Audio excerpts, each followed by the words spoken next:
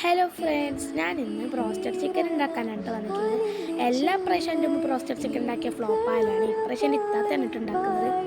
Chicken നന്നായിട്ട് വരഞ്ഞിട്ട് ഉപ്പും കുരുമുളക് കൂടി ഇട്ടിട്ട് മിക്സ് ചെയ്യാം. സ്പൂണിനെ കൊണ്ട് മിക്സ് ചെയ്യാൻ പറ്റാത്തതുകൊണ്ട് കൈയോടെ തന്നെ മിക്സ് ചെയ്യാം.